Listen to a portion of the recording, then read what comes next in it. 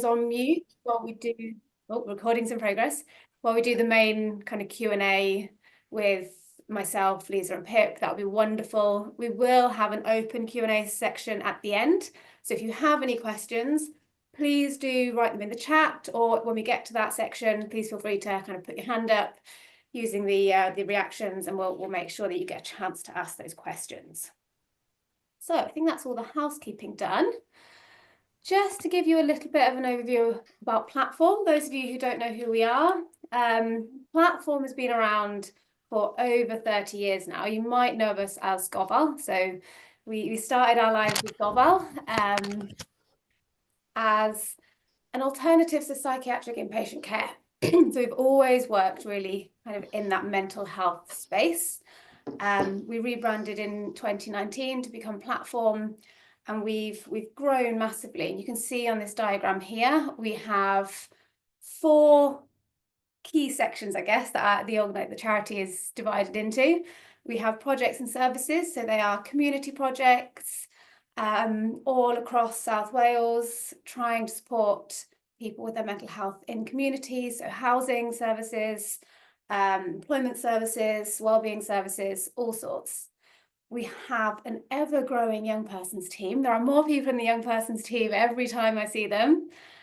We have a campaigns and influencing team, so a lot of what we do is trying to influence policy at kind of the Senedd level. And then we have Platform Wellbeing, which you can see there in the purple. That's where I sit. So I'll talk to you a little bit more about Platform Wellbeing in a second. So really just to share what we're all about at Platform. Our vision is sustainable wellbeing for all.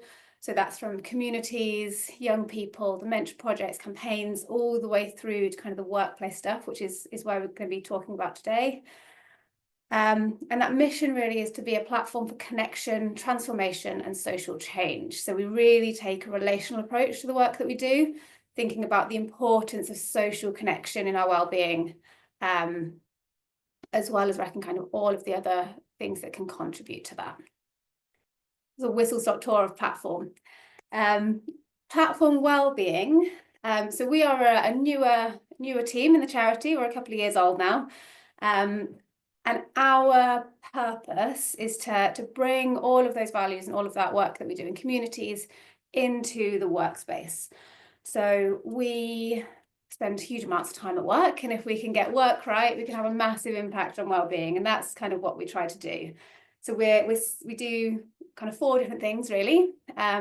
We look at workplace wellbeing, which is very much kind of a training, the training part of what we do. So we do some consultancy, we do a lot of training in the areas of mental health, in how to work in a strengths-based way, and looking at kind of compassion in the workplace and specifically around kind of leadership.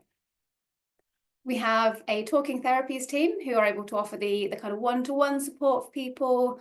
We do a lot of reflective practice, so whether that's facilitating reflective practice for organisations, support with things like problem solving, formulation, that kind of thing. And we do supervision, so that's one-to-one supervision, clinical supervision, or we can do group supervision as well.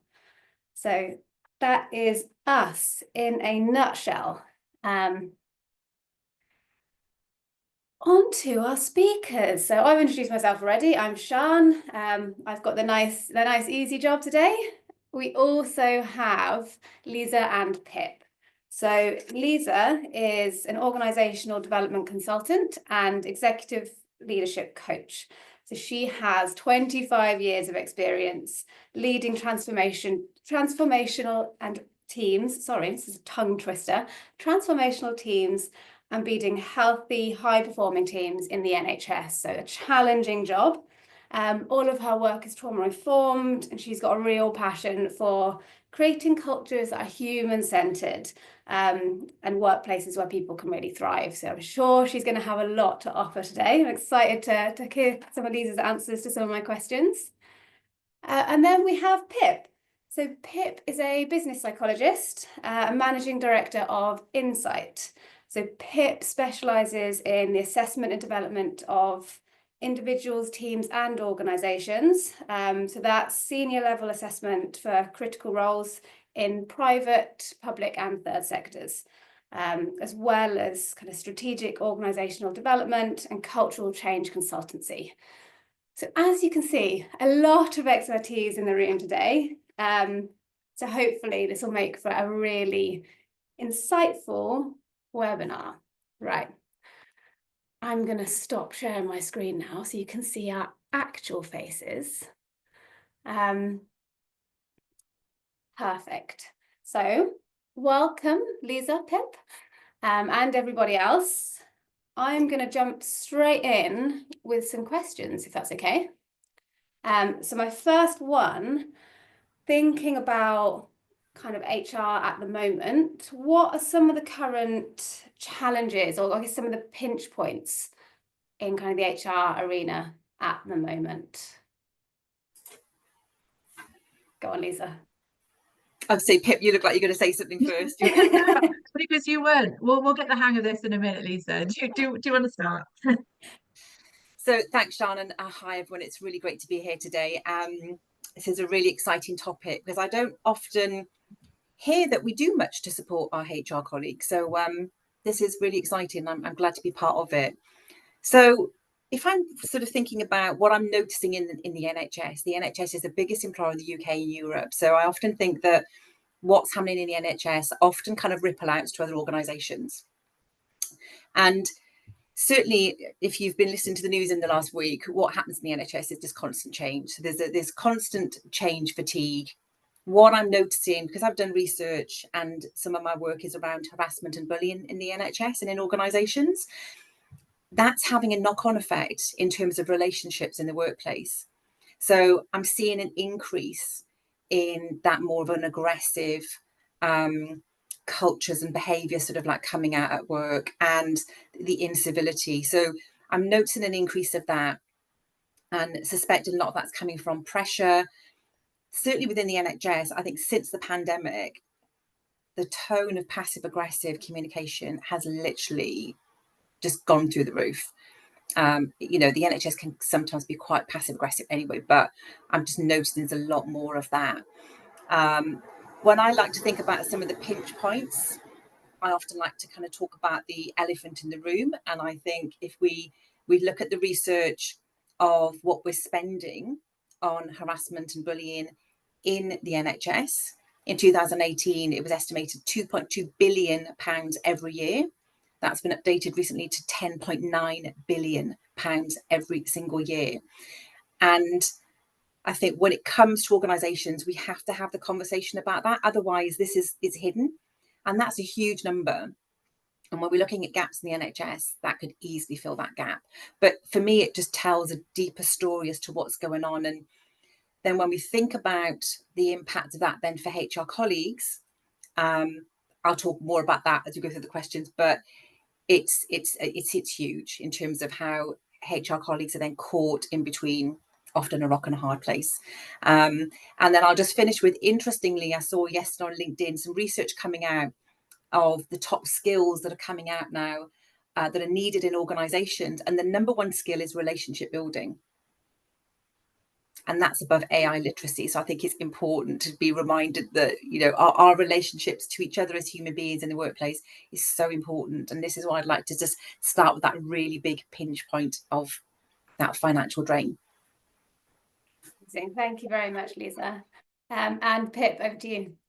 Thank you. And apologies. I think, Sian, my dog Jimmy, who sat behind me, got upset that you hadn't introduced him as well. He's been sleeping completely silently behind me all morning and decided that moment was the moment he wanted to raise his point on pinch points in organisations. So I hope Jimmy. that added value to the webinar. And apologies, Lisa, for Jimmy's interruption. He's gone back to sleep again now.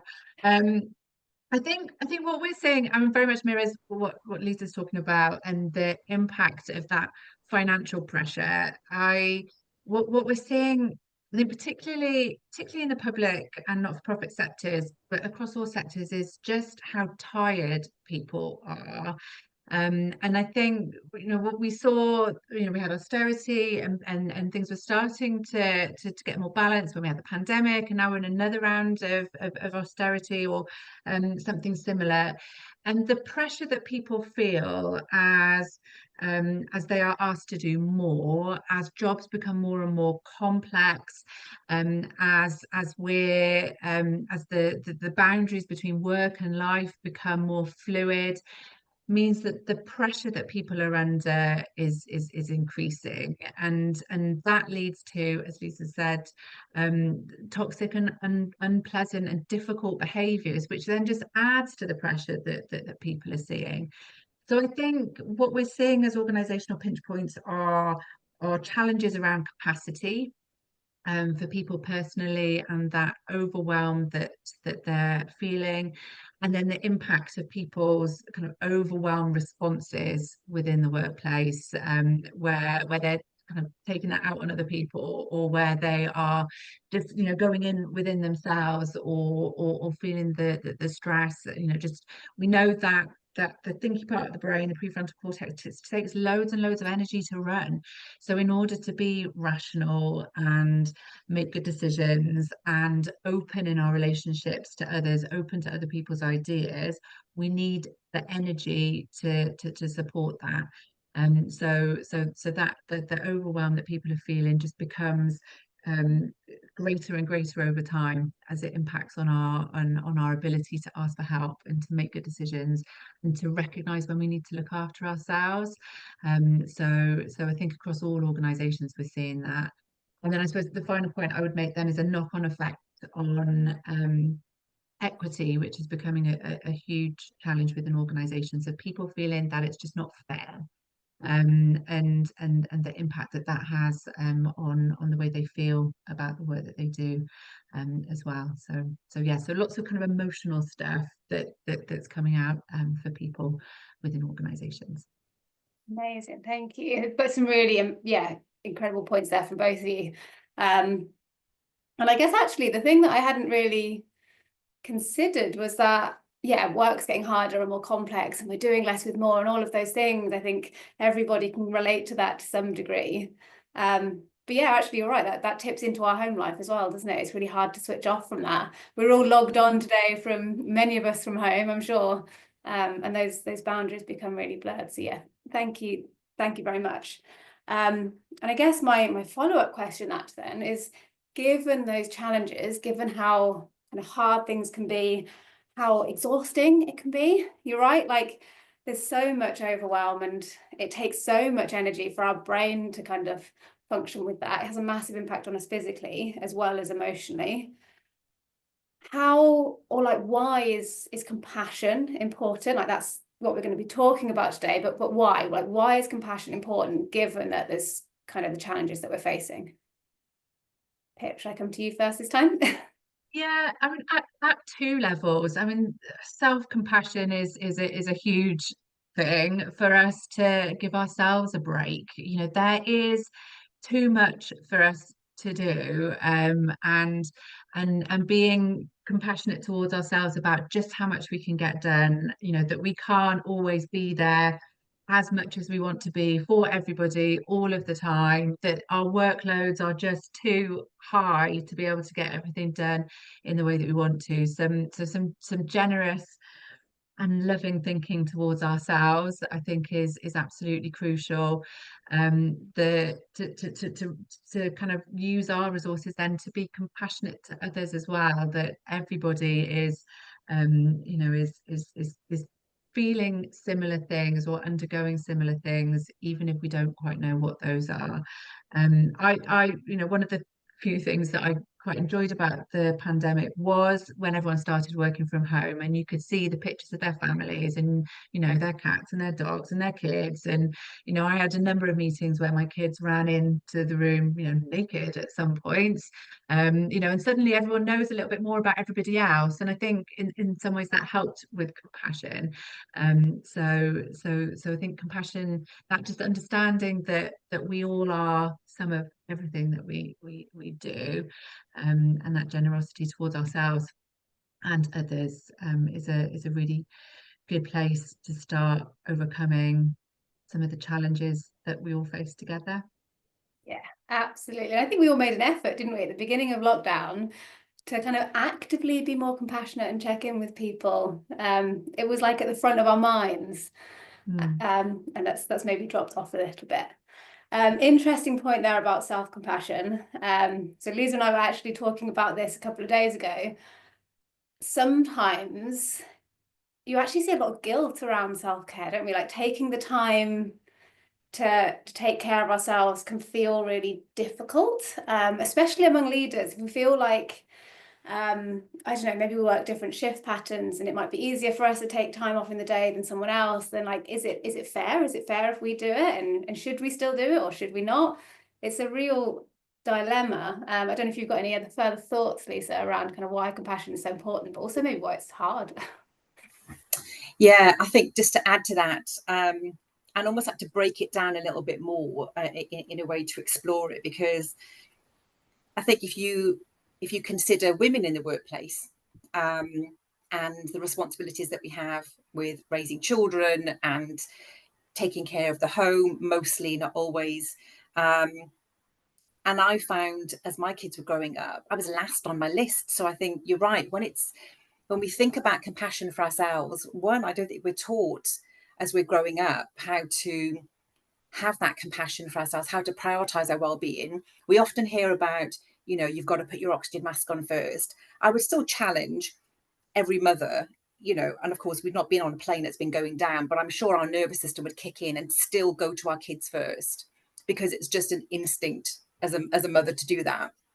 So I often think that, if you look at those gendered roles, and this isn't a broad brush sweep, because my husband's also, he's taken time out and looked after the kids as well for big chunks of time. Often when we've got multiple things that we're juggling on top of work, we're last on that list, and it's quite hard to prioritize it. And I think that that adds to the complexity. But I think getting comfortable with the uncomfortableness of self-compassion and asking, why is it so difficult? Do we even know what our needs are? I know I've had to do that work on myself and think, actually, what are my needs? How do I know if they're being met? Because I haven't spent time doing that. So there's some deep work around that for each of us to do. Because this transcends across home and work life, doesn't it? This is us as human beings and how we show up in all aspects of our lives. So I'd like to kind of just park that there for a moment, and then thinking about how that comes into the organisations and the workspaces. And you're right, during the pandemic, I guess the word came to mind was connection. So within that compassion, there was more connection. We were getting to know each other in different ways. And I think within that, I was feeling a deeper sense of belonging. I know, Sian, you've talked about that, belonging and feeling valued. It opened up some of those doorways for me, which was kind of opening up different aspects of compassion, because I think compassion is multifaceted. But also as well, then, we talked about how busy the workplace is and how complex it is now, because we can talk about compassion and well-being, but we still have these workplaces that are incredibly busy and getting busier. So I think there's changes that need to be made there. So for in the NHS, for example, during the pandemic, there were so many good things coming up, and the phrase that was said to me was, it was like, so much good things were coming in, people's mouths were full and they had no time to digest all of the good stuff coming in. So it's like they were so stuffed full of good offers that they were unable to actually take advantage in a way, because it's like they had too much and they had no time and space to actually lean into that and to digest it, which I thought was quite an interesting visual. Yeah. So I don't know if that helps. There's so much more we can say on this. Well, absolutely. And you've built right into my next question. So thank you very much. Which is really, how can organisations help build compassion, especially thinking about HR? It's a really challenging place to work. So what can organisations do to help build compassion, I guess, for our HR colleagues in those really difficult times, to kind of manage some of those kind of pinch points that we were speaking about earlier? Okay, if I can see you nodding, do you want to go first? Yeah, I mean, it's just kind of where to start. I think often where we start when we're looking at compassion and well-being more broadly, there's the work with individuals. So how can we support people to be more compassionate towards themselves and those around them? But I think the place where we often start when we're looking at these things is strategically with the organisation. So what are we here to do? Are we able to really clearly prioritize what is most important, so that we can help people to make decisions about what they do and what they don't do and how they do it and how they work with other people, so that you're looking at the whole kind of workplace system in order to support people to be more compassionate to themselves first and to others beyond that. So really, it's asking senior leaders to be compassionate in the way that they prioritize and plan strategy for the organization, and the way that they develop really clear purpose for the organization. Because one of the most frustrating things for us is when we're asked to do some work around boosting resilience or compassion within an organization. And because of what Lisa's talked about, the kind of the guilt around that, you support people to boost their resilience so that they can be loaded with more work. And almost you feel better as a result of the resilience work or work around compassion, any work around well-being. And because we feel slightly guilty that we feel better, we find more stuff to do, because actually our norm is to be busy and overloaded, and actually we feel guilty if we're not, and we worry that other people will think we're not performing well enough if we don't feel guilty and overworked all the time. So I think there's something strategic for organizations to be able to be really clear with people that these are the priorities. There are so many things, as Lisa said, our mouths are full. So which things do we need to spit out in order to be able to digest the things that are really important? So starting with that strategic work, so that people can be really clear on two fronts. Firstly, what do I need to do? And secondly, what's my purpose? So that we've got that connection, that kind of emotional connection, which we know is really good for resilience and well-being. I feel like my work is important, but I also know what I need to do and where I need to stop, where the boundaries lie, because where we've worked with organisations that are really values led and have really strong purpose, people often there become burnt out because you can never do enough. You can always help people more. You can always support people more. So I think we recommend starting with that kind of strategic prioritization, and workload management in order to be able to free people up. So it's organizational compassion, if you want to phrase it like that. Yeah, and that's really interesting, isn't it? We so often think about compassion as like a personal trait that's like sits within people, but actually I think what you're kind of pointing to there is that it's more than that. It needs to be our policies and our processes and our practices and our values. Like there's a lot more to compassion than just us being nice to each other. It's much more complicated than that, isn't it? Yeah, really interesting. Thank you, Pip. Liza, I know you started to answer this question already, so I will continue. Yeah.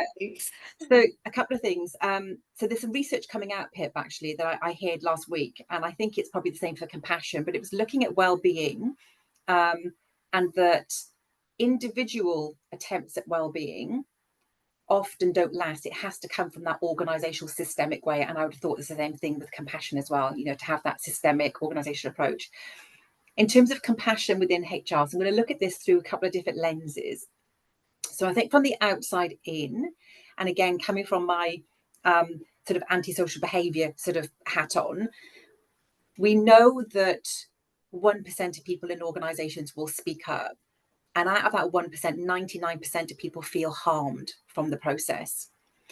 So we know that as well from my work and the research, that when people go through grievance procedures and use those policies, they can often feel a sense of organisation betrayal, which could almost act like a secondary trauma, depending on what they'd experienced in the workplace. So from outside in, that's what people are experiencing. So if we drill down then to the next level of policies and procedures, there's a trust in Wales, a health board in Wales, that are starting to look at those policies and procedures through the lens of patient safety. So through the eyes of patient safety, we're doing risk assessments, making sure that we see the human at the end of the process, because quite often when managers were interviewed, and I've been in those operational roles, and that's when, you know, we're not HR experts, we bring in our HR colleagues to support us as the experts. And the managers will say, I followed the letter, I followed the policy to the letter, which is great, but they've just forgotten there's a human being at the end of it. So that's interesting about what's happening in that space. And I think there's definitely some wins that we can have within that space. And I was talking to a HR director last week who was starting to verbalise, we know in HR these processes can feel quite dehumanising. So I think, you know, we do know about this.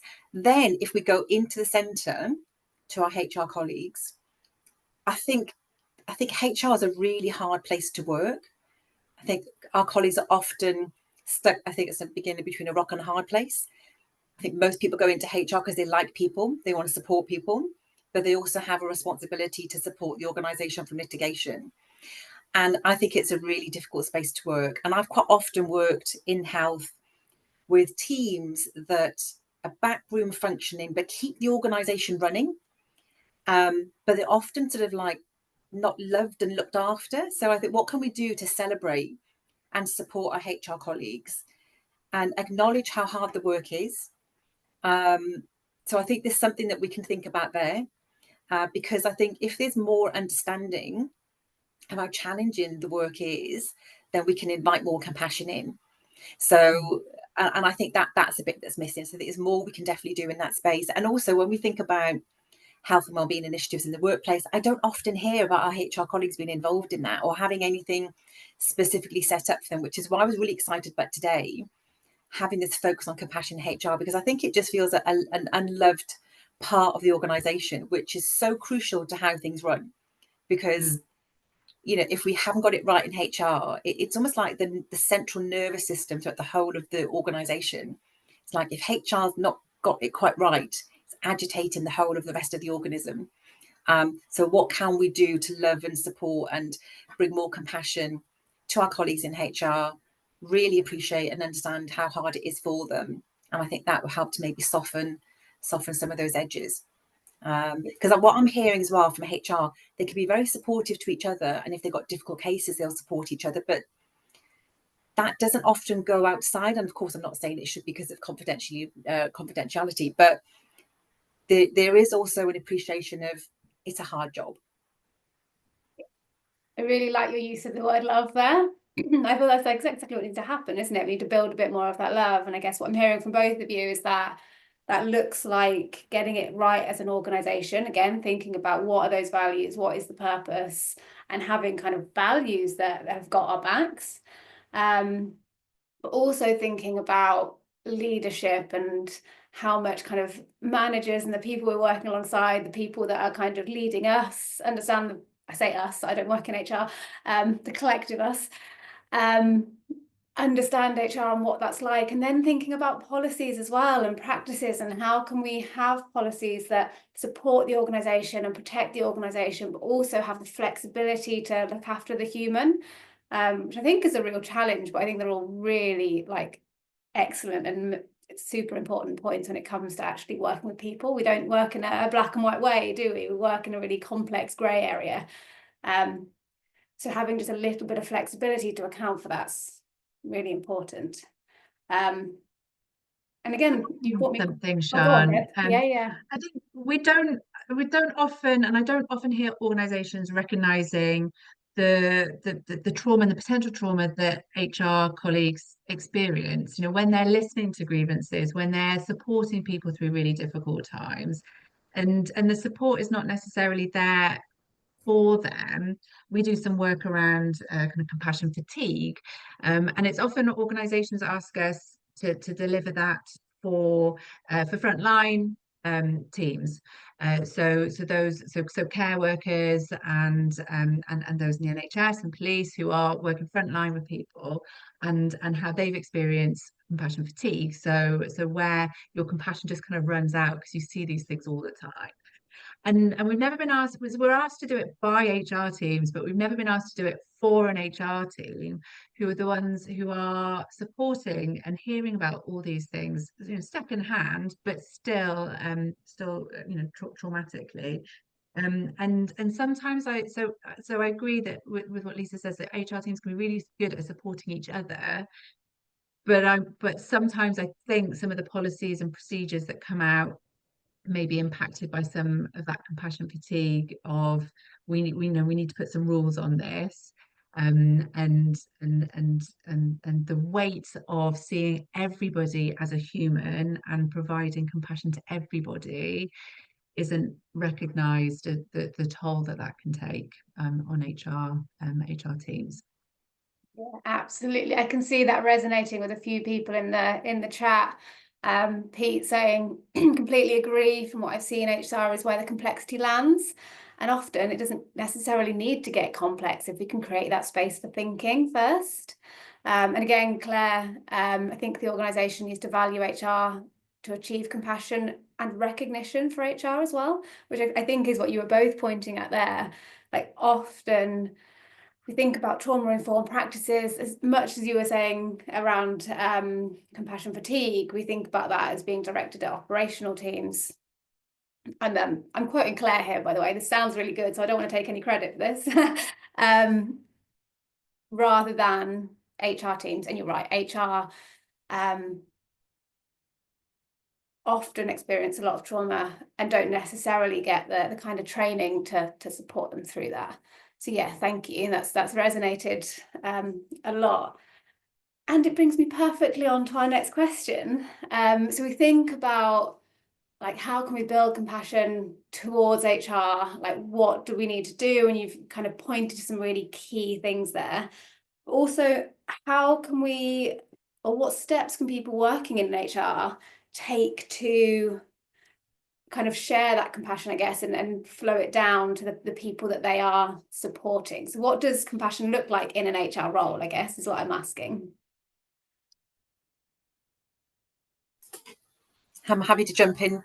Liza. So for me, there's a couple of things. I think when we think about some of the barriers or some of the fears, I think vulnerability is one of the top ones, isn't it? About people allowing themselves to be vulnerable in the workspace. And we know as well that if you can build that psychological safety, it really helps with that. But as we also know, that's just the kind of the tip of the iceberg. It's the building blocks below that of trust, connection, having good relationships, feeling a sense of belonging, feeling valued. So I think for me, there's something about within HR, they've also got the legal side of their role.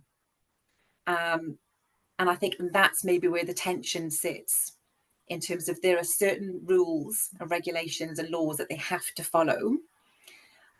But then I think that there's almost like a little membrane around that, and that's maybe where the opportunity lies for compassion. And I often think it could be as simple as just saying things out loud. So in that meeting with a colleague, a member of staff that is raising an issue, raising a grievance, or having to go through a consultation or losing their job or whatever, actually just saying out loud, this is a really difficult process. It can feel dehumanizing. And just almost like thinking out loud. And that could be enough just to offer that bit of connection with that human being who's going through that process. So it could just be something as simple as that. Because like I said, because of the rules and regulations are quite solid, and they have to be respected. So I think it's about how we as humans connect with each other, and the soft spaces in between. I think that's the opportunity that we've got. Yeah, so it's kind of recognizing that our processes aren't perfect and they're never going to be, and they don't necessarily account for that kind of grey area. But kind of validating that some of the emotions that are going to come up because of that, it's giving that people that recognition, isn't it? Yeah, this is really hard and it's not perfect, and yeah, I'm really sorry this is the way it is. Yeah, and I think it's interesting because I've been in the NHS a very long time, and I've also been in the position where I've had to be dealing with HR colleagues over either a speaking up process or a grievance. And when I think about how I was treated, and two come to mind, two different members of staff, and one was just following the process and didn't verbalize some of the challenges. And then it left me feeling quite unsettled, whereas another colleague still followed the same process, but used her connection and her language to soften it, which made me feel completely different. So I had two totally different experiences over the same process. And I think, and that's the difference and the power in a way that HR colleagues have got. And it can be something as simple as just the way that you verbalize, this is really difficult. You know, we often don't get this right.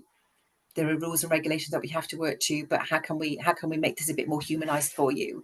And for me, talking from a lived experience perspective, that really did make the difference in terms of how I experienced the whole situation. It's a really brave question to ask, isn't it? And like a brave thing to kind of put yourself in that vulnerable spot, I guess, recognizing that it's not ideal. We try and make it as kind of as good as it can be. It's really lovely to hear the impact of that. Thank you for sharing, Lisa. Yeah, and Sian, just to add on to that, almost like the ripple effect, because if you don't have a great experience, that ripple effect does go into your family and it goes with you. So then you start to have a negative perception then about HR. Whereas if you have a good experience, that goes with you as well. And I think, you know, what's the opportunity of what that tail end of that interaction looks like, and what people take forward. And I think that's how powerful it is. Absolutely. Thank you, Lisa. Pip, you got anything you wanted to add? Yeah, yes. So I agree with everything that Lisa has said, and have experienced similar things, different ways of HR teams working, and the different impacts that they can have.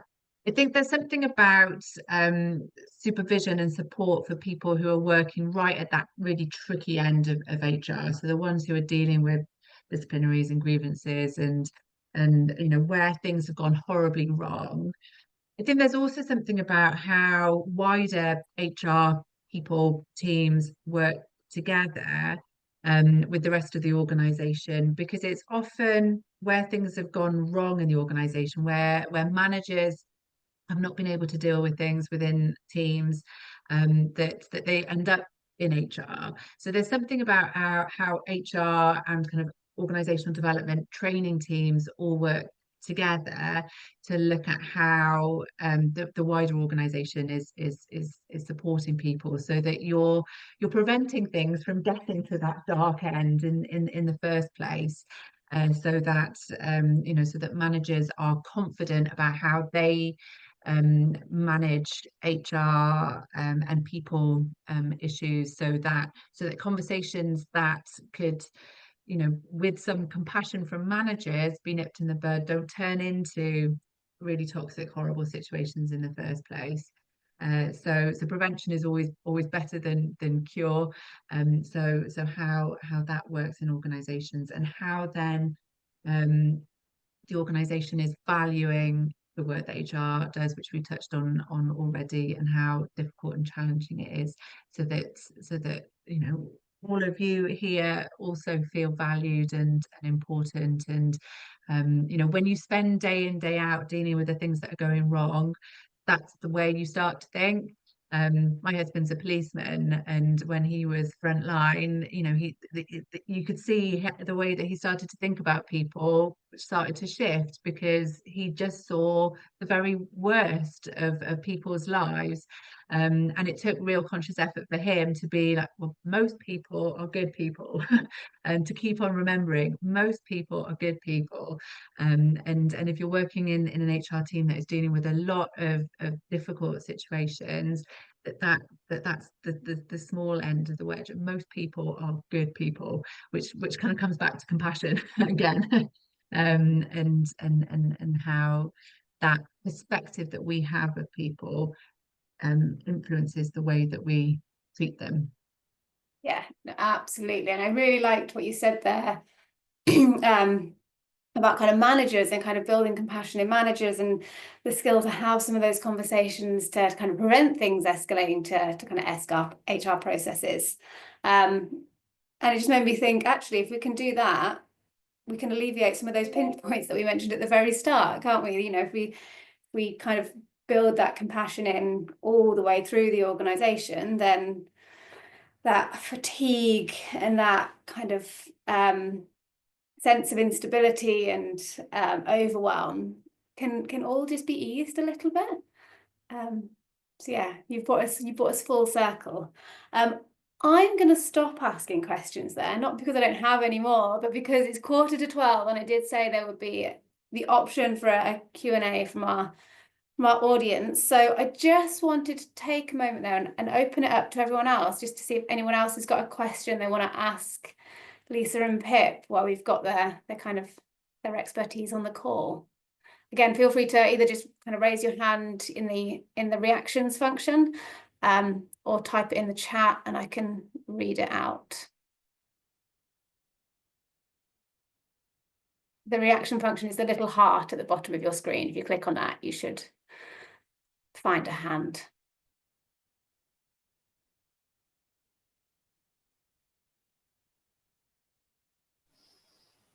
So while people are thinking and typing, I will ask one more question. Sorry to jump in, Sean. I can see Claire's got her hand up. Great, perfect. Thanks, Rach. Go for it, Claire.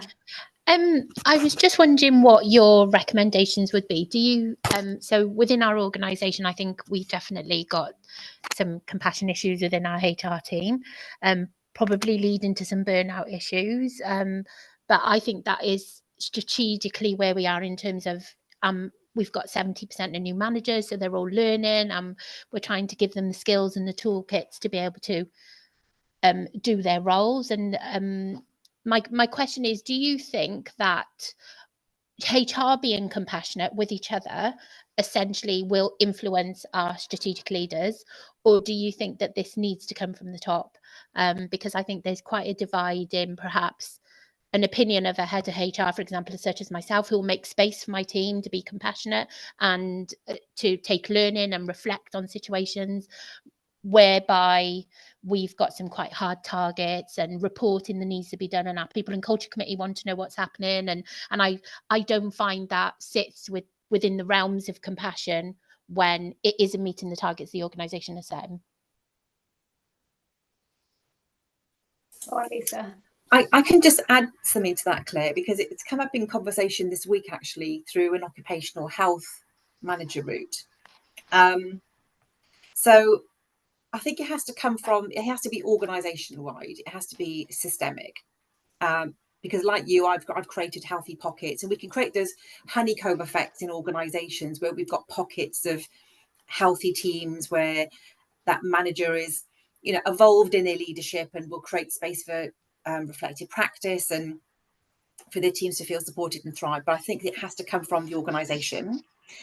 Interestingly, again, I think I don't know what your targets are, but certainly from chatting to a colleague in occupational health this week, they were raising, they were sort of feeding back to the execs about the staff survey, and the execs were saying, well, what are you going to do about that? Now, HR and occupational therapy you've got no line management responsibility for any operations in the organisation. So I think it's just really interesting just to call that out into transparency, because I think if you have got pressures put on you, like our occupational health colleagues, of how are you going to sort out culture, how are you going to sort out or improve retention rates, improve absenteeism, presenteeism, whatever those targets could look like, I think it's interesting to remember HR and occupational health functions almost like hold the mirror up to the organisation, so that we're reflecting back to you what's going on, and you can offer and support, but operational line management come from the executive team downwards. And it's about them taking responsibility for the culture that they are instilling in the organisation. And that's what has the impact to the staff. And then as a side function, you're picking up information and almost like a temperature test of how healthy that organisational culture is and reflecting that back. So I just wanted to raise that because it just became really obvious this week, as I said, talking to occupational health and some of their targets, which just seemed unrealistic when they have no line management, operational line management over those teams. And I don't know some of your targets feel a bit like that? I would agree. So we've got lots of turnover targets, absence management, and obviously I think because HR is so heavily involved at the moment with guiding and coaching managers with those processes, it's almost as if it's flipped its head and, well, why aren't these practices happening as quickly as we would like? And why aren't these absence rates coming down? And quite often I will say, well, our barriers are, here you go. These are the barriers that have been presented operationally. We haven't got managers getting back to us. We haven't got time for managers to meet with people. And I often hold that mirror up and show that. However, I still think that's very difficult for the HR team to hear, particularly when they're working day in, day out to try and move those cases on and achieve the best for the organisation and try and drive down those KPIs.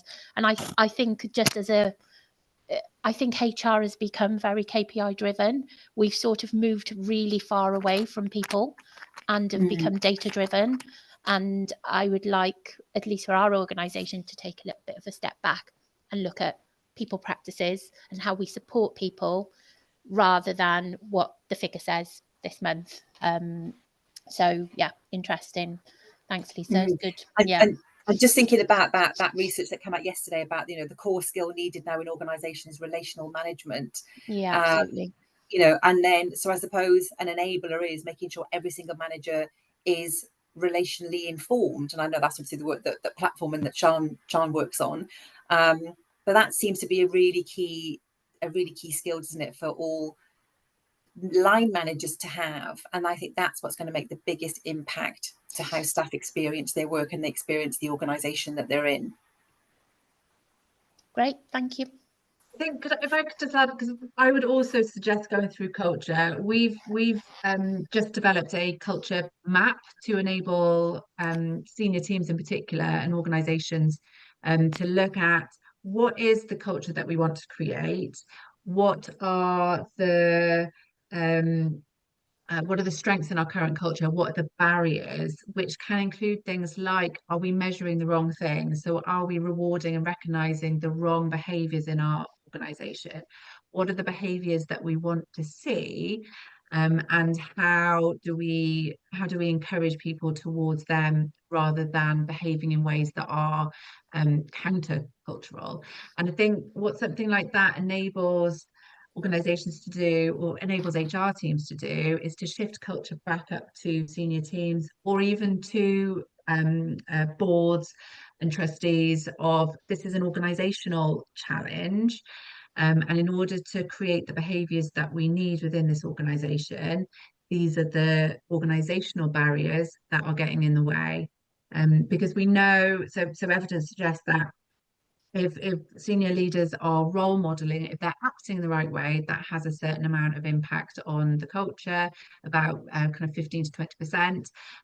If the processes and systems are aligned to the culture, that goes up to 60% improvement in culture.